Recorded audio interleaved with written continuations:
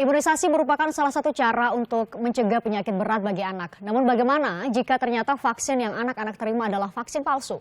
Dan apa dampak dari kejahatan ekonomi seperti ini? Untuk membahasnya kita sudah bersama peneliti ekonomi dari Universitas Gadjah Mada, Pak Rimawan Pradiptyo. Selamat malam Pak Rimawan. Selamat malam, Pak. Pak Rimawan, dengan begitu banyaknya, setidaknya saat ini sudah tersebar di 5 provinsi dan 15 tersangka. Ini sudah bisa dikatakan sebagai kejahatan ekonomi? Dampaknya begitu besar? Oh iya, sebenarnya ini kan kejahatan yang ini kan salah satu dari fraud ya sebenarnya, pemalsuan. Dan fraud itu adalah salah satu kejahatan yang paling sulit untuk diidentifikasi, dihitung biaya sosialnya. Karena fraud itu bisa dari mulai yang kecil, orang jualan aqua yang diisi air biasa, sampai ke hal-hal yang seperti ini. Dan kita harus melihatnya dari perspektif kacamata public policy sebenarnya, melihat dalam kacamata yang luas. Mengapa demikian? Karena di negara-negara maju, vaksinasi itu dipandang sebagai cara yang paling cost efektif untuk melakukan pencegahan terhadap penyakit. Nah, di sana memang digalakkan benar. Jadi kalau kita lihat angka statistik menunjukkan itu rata-rata sekitar 0,3% dari biaya kesehatan di luar negeri itu adalah di negara-negara maju itu digunakan untuk vaksin. Nah, mengapa mereka masukkan ke vaksin? Karena ini adalah cara yang paling cost efektif untuk menekan penyakit. Dan harapannya adalah kalau masyarakat itu sehat, maka produktivitasnya meningkat, perkembangan ekonominya bagus. Nah, sekarang problemnya adalah kalau kita menghadapi fraud seperti ini, kita tidak tahu mana yang sudah mendapatkan vaksin, mana yang belum.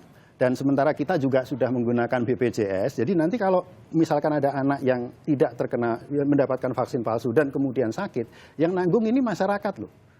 Kembali lagi loh ke masyarakat. Ini yang tidak bisa kemudian dianggap sebagai sesuatu hal yang ringan.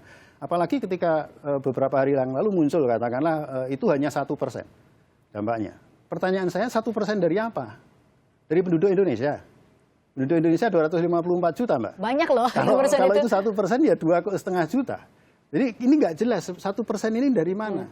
Mengapa kemudian Kemenkes memunculkan 1% sementara belum ada riset, belum ada identifikasi mana yang sebenarnya sebesar apa gunung es. Jadi kriminalitas itu seperti gunung es, Mbak. Ya, terlihatnya di puncaknya itu hanya kecil, tapi di dalamnya seperti apa? Nah, fraud ini saya katakan ini tidak semudah misalkan pencurian, pembunuhan atau juga dalam melihat kriminal lain yang konvensional. Yang ini sulit untuk bahkan di beberapa negara misalkan kayak di Inggris dia sudah menghitung biaya sosial kejahatan.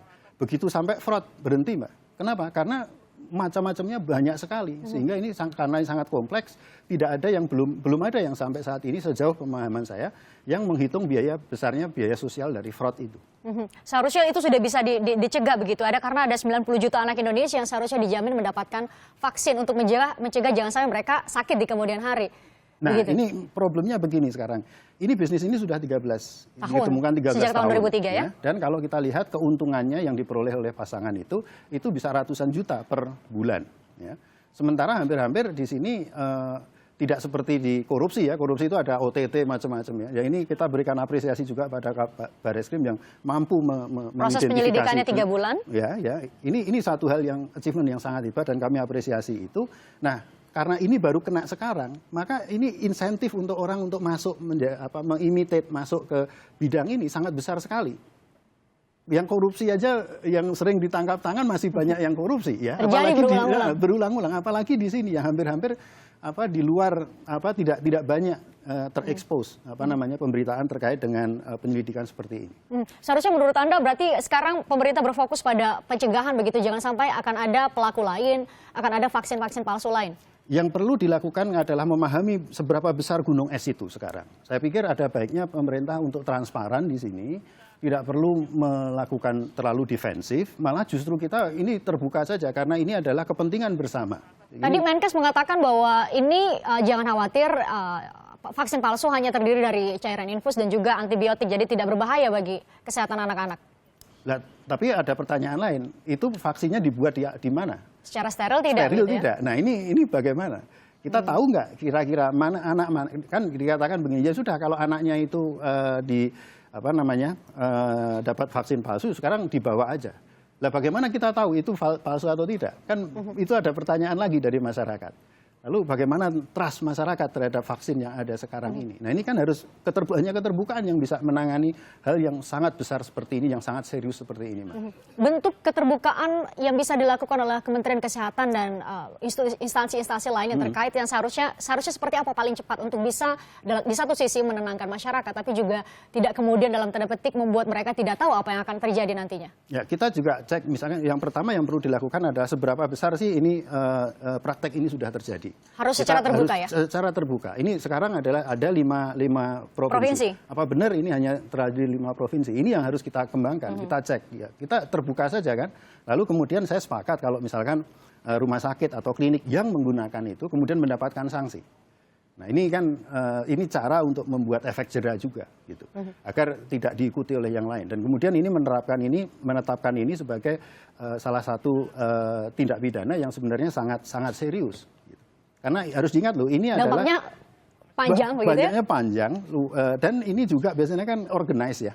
Ini organized crime kan, nggak bisa dia ngelakuin sendiri, harus ada makanya satu dari tim. 15 tersangka sekarang ada produsen, distributor, dan juga para distributor dan juga para oknum di rumah sakit dan juga tempat-tempat maupun puskesmas begitu dan klinik. Ini kan pertanyaannya adalah jaringannya apakah hanya ini?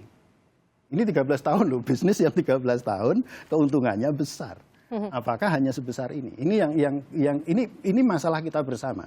Dan kita tidak perlu melakukan blaming game, cuma yang kita lakukan adalah mari kita fokuskan sama-sama untuk saling membuka ini. Dengan kejujuran, dengan transparansi kita bisa melakukan ini. Bahwa ini pahit, iya. Tapi apa alternatifnya? Alternatifnya nggak ada. Kalau kita hanya mengatakan, oh, saya sudah melakukan ini, melakukan itu. Faktanya adalah ini 13 tahun tidak terdeteksi. 13 tahun tidak terdeteksi, apa sebenarnya yang terjadi? Nanti kita akan bahas lagi, Pak Rimawan. Tetaplah di Kompas Malam.